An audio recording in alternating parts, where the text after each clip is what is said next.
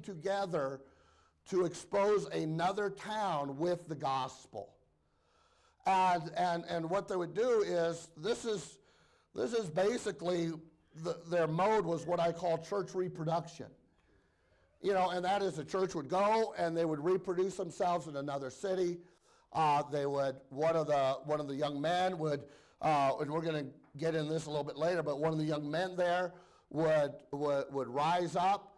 That pastor would then start investing, start training that young man to become the pastor of that church. And they would repeat this. And they repeated this multiple times. So that the South, especially the Carolinas and Georgia and Virginia, were populated with churches. Why? And again, the thing that you've got to realize is that, and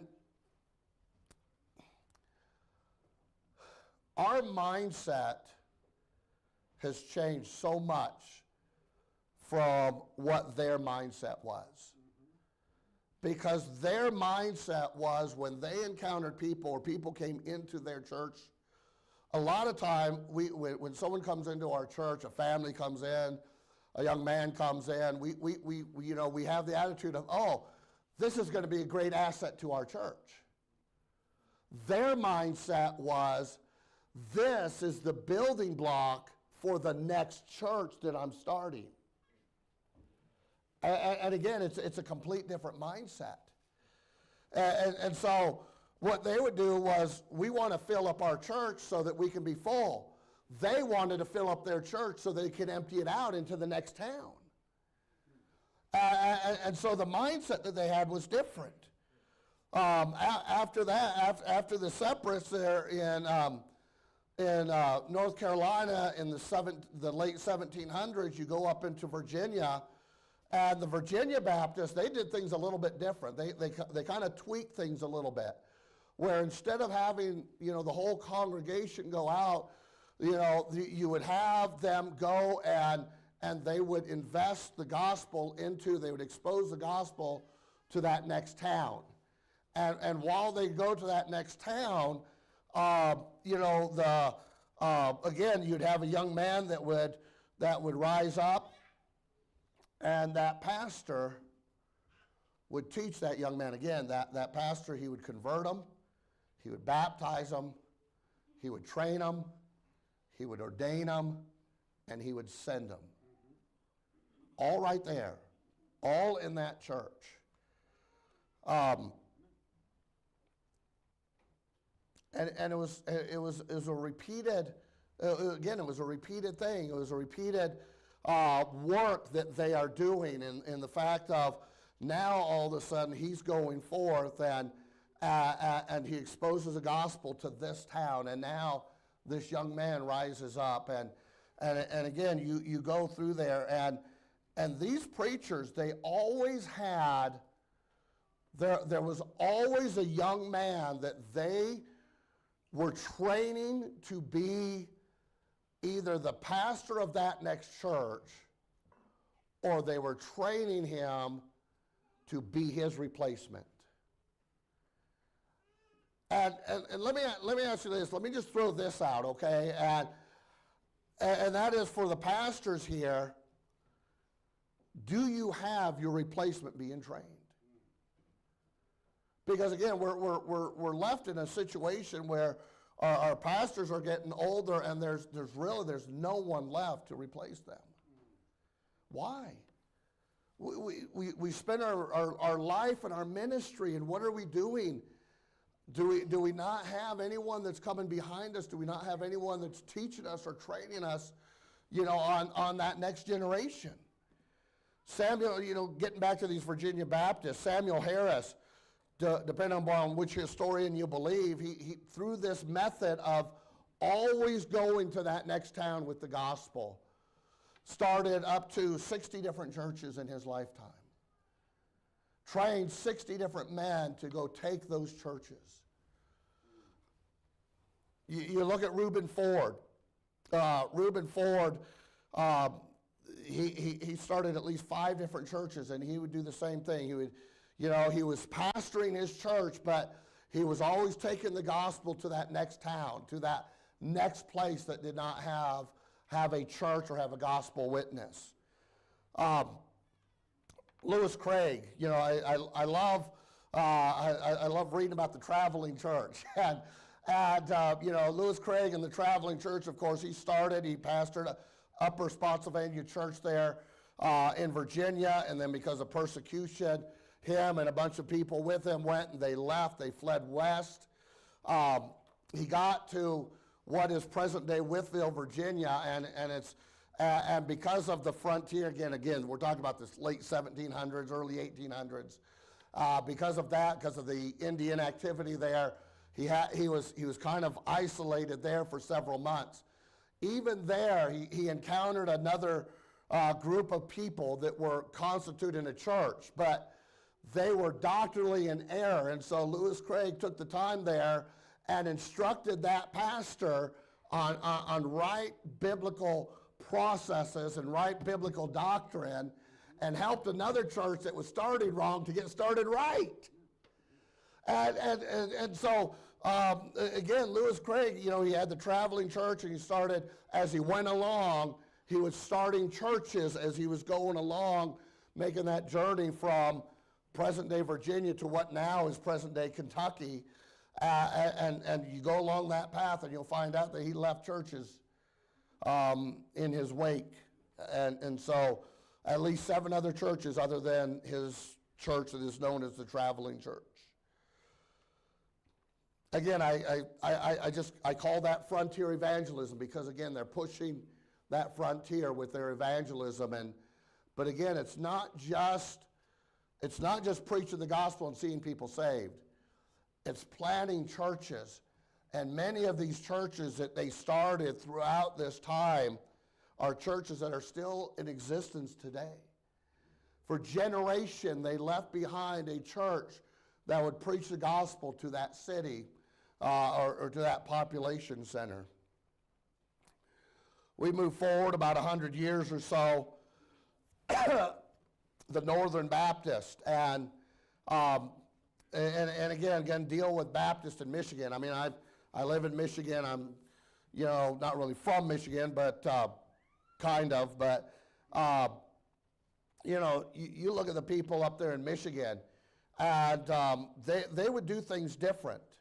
And up in Michigan in the from about the mid-1800s all the way up until about the 1940s, 1950s, again, we did things different. And where, like today, what we have is, you know, in our churches, we get up on Sunday morning, you go to Sunday school, and it's a Bible lesson, and we're trying to teach people in the church, you know, Bible doctrines, Bible instructions, and then we dismiss Sunday school, we have church, and then, you know, we go home for the afternoon or, you know, have another service, whatever you'd want to do.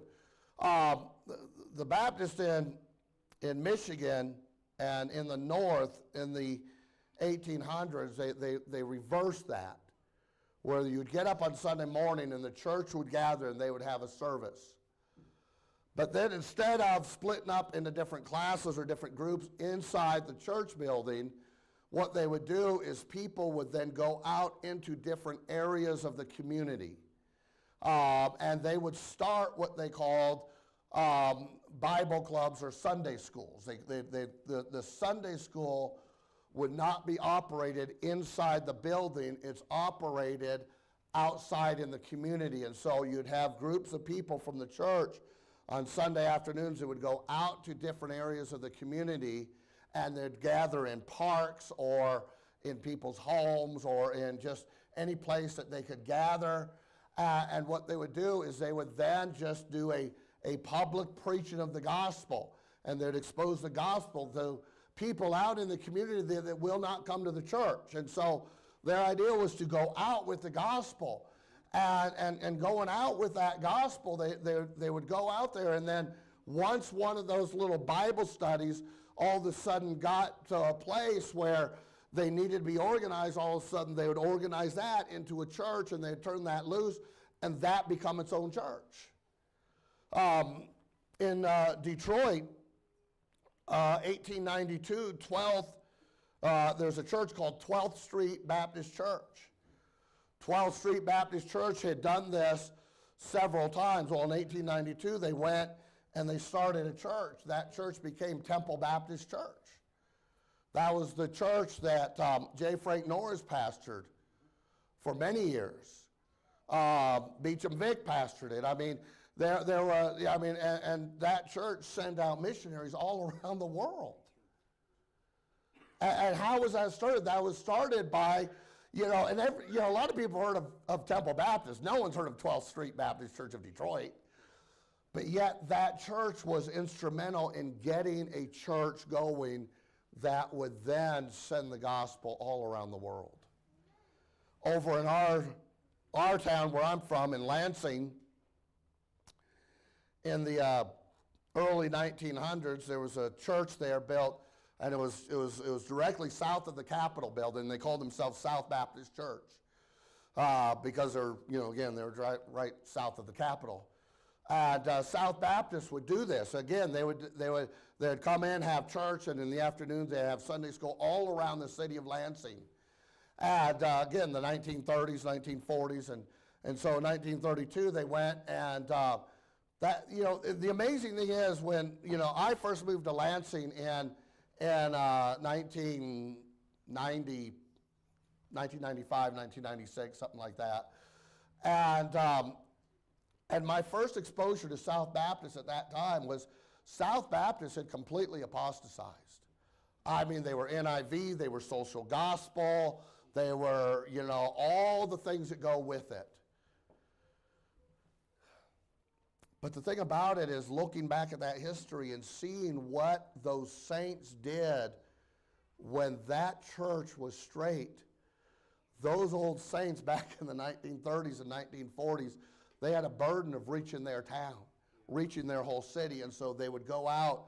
South Baptist started, from what I've been able to trace, they've started at least 5 different churches in the city of Lansing.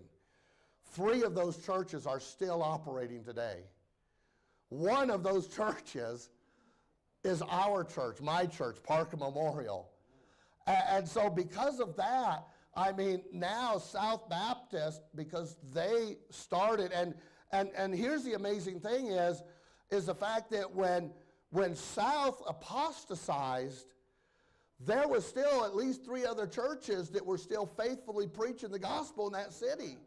And if there had not been that outreach and that thing of spreading the gospel and planting more churches, even in their own city, all of a sudden, when that church apostatized, all of a sudden that city is left neglected. And so the importance of our church planting, as far as our reaching out to other areas, our churches reproducing themselves. Let me ask you the question is, again, what happens, if and when your church, because again, Brother Garissy's not going to be here forever. I mean, right now, and I'm sure I'm not going to say anything that everyone does not already know. Brother Indiginous, he's looking. And what happens if the guy that replaces him, stays faithful for 4 or 5 years, says all the right stuff? I mean, you want to talk about some horror stories. You sit down and talk to him about some of his conversations he's had with people over the last year. I mean, Brother Roy's not going to be here forever. So what happens when that next generation comes in, and if that church turns away from the Lord, is there anything left in our cities, in our towns, that will remain to faithfully preach that gospel? That's what these folks done, and there is, and you say, well, you're talking about the 1700s, the 1800s, the early 1900s. We can't really do all that today. Out in Salt Lake City, Utah, there's a guy by the name of Marshall Warnicki. Marshall Warnicki has started over 20 churches in the Salt Lake City Valley. And he did it by, he's got a Bible Institute at his church. He has young men that come up, and he trains those young men right there. And he's going out, and they start introducing the gospel to a different area of that Salt Lake Valley. And then when that young man is ready, and when that little group is ready, he sends them over there. And again, he pastors one church.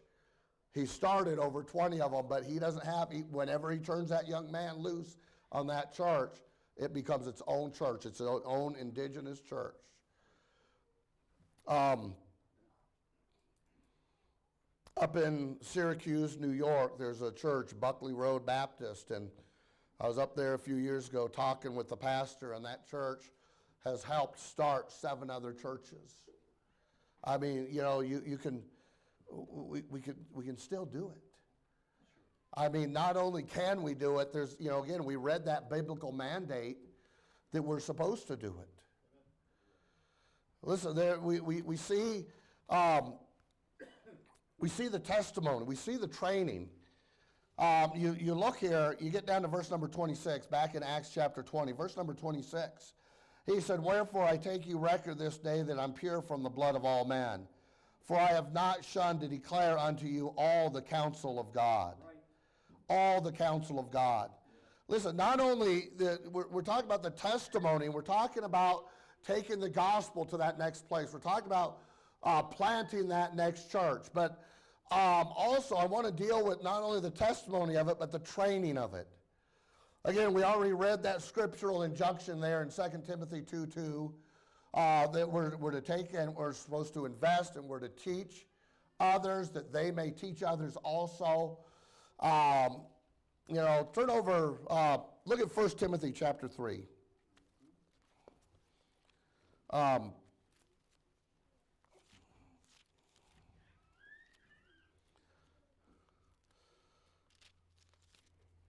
1 Timothy chapter number 3, verse number 15. He's writing, again, Paul is writing to Timothy. He says, "But if I tarry long, that thou mayest know how thou oughtest to behave thyself in the house of God, which is the church of the living God, the pillar and ground of truth." Listen, he's teaching them how he ought to behave. Like I was talking about earlier, he's teaching them how to walk with God in the church. Right. And again, where's the training here? The training is the place, the place of training is the place of truth. Amen. It's the church. That training ought to be done in the church. Turn over to the book of Titus, just a few pages over.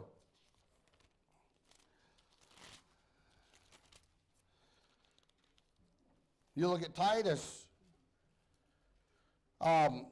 chapter 1, verse number 5, "For this cause left I thee in Crete, that thou shouldest set in order the things that are wanting, and ordain elders in every city as I had appointed thee." Again, I mentioned this earlier, that he said that he is to ordain elders. He's to ordain them that are already there. He's not to import them from some other place. He's to ordain them. There's a setting in order there, an organizing there as it was, and in that place that they were.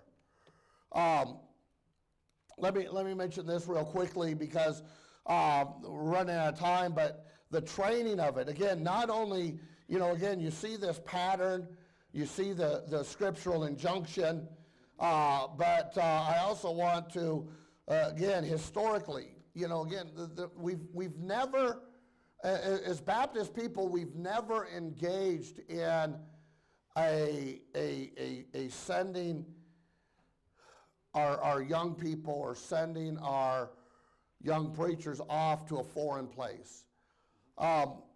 We look at, historically, you look at the Waldenses, and we always love to point out the Waldenses. The Waldenses, they inhabited 7 valleys there in the Out Mountains.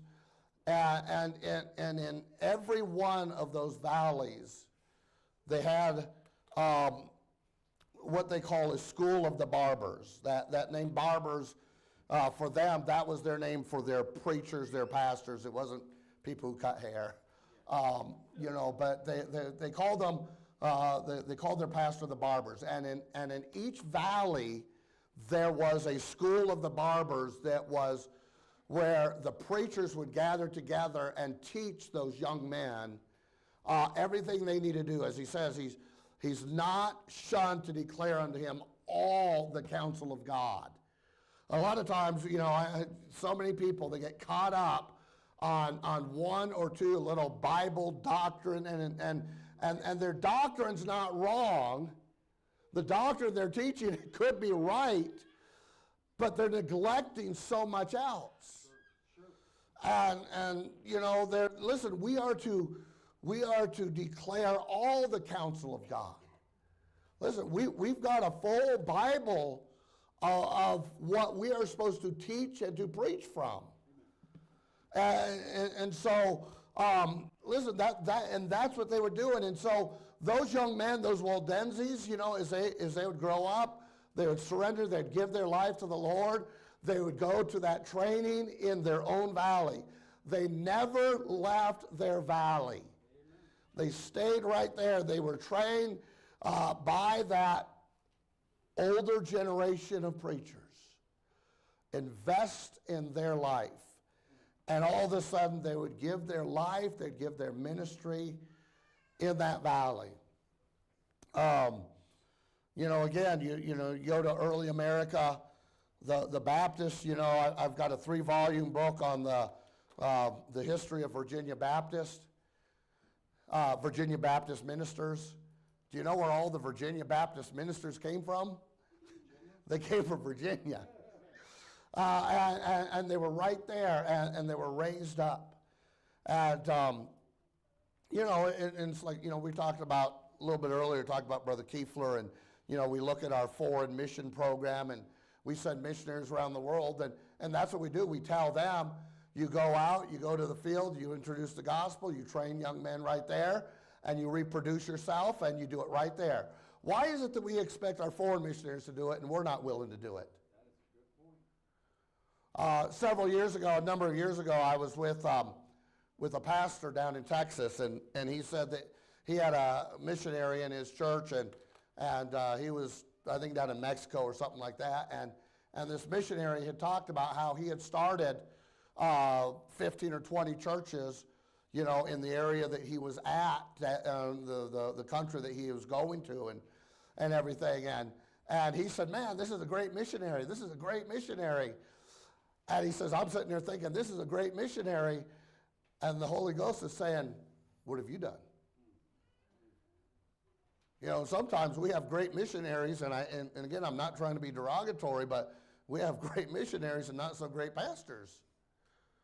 What are we doing to get the gospel out and around the world? And listen, the title of the message is The Triumph of the Indigenous Church. And again, I'm not trying to be negative. What I'm trying to say is, look, this is scripturally how we're supposed to do it. This is historically how we have done it, and that's gotten us to this place today. Don't turn our back on it. I mean, we got the scriptural injunction, we got the historical evidence, and if we just continue doing it, listen, what we can do is again, you're laying the foundation for the next generation of preachers to come. And again, I'm going to tell you, look, I am not discouraged, I am not disheartened, I'm excited about what God is doing. Like last night, see this young man get up and watch him handle the Word of God and proclaim the Word of God. And, I've got, we were talking after church, All three of my sons have surrendered to the Lord, surrendered their life to give to Him. And I'll tell you, you know, the most exciting thing that I experience is from time to time whenever I get to preach with one of my sons. Sure. I'd rather preach with them than with anyone else. I don't care about these big name guys and everything, but the chance and the opportunity. Why? Because listen, I've spent my life investing in them. And again, I know we're dealing with a different relationship. You're dealing with family versus church, but it's all kind of the same thing. And listen, watching these young men, you know, and a lot of times, let me just say this, okay? I'm excited over every time I see these young men as they get developed and all of a sudden watching them proclaim, watching them, and I love going up there and driving down the road, and every time you go through Payson, you see the young man from Payson First Baptist out on the street, holding the signs, proclaiming the gospel. Say, what is that? That is a triumph in Christ. And a lot of times, what I'm saying is, you know, a lot of times we're being told, you know, there's so much negativity, man. We're living in the last days. We're living in a time of apostasy. Listen, our churches are triumphing. Amen. That next generation is solid. Why? Because we have practiced the indigenous church. And listen, don't give up on it. It's gotten us where we are. Listen, I'm a result that if I, you know, it'd be amazing. I'm not going to do it, but you know, of all the pastors that are here that were Bible Institute local church trained, I mean, you would see that it's successful. It causes a triumph. We are victorious in staying faithful to the mandate that God has given us. Amen. Triumph, preacher.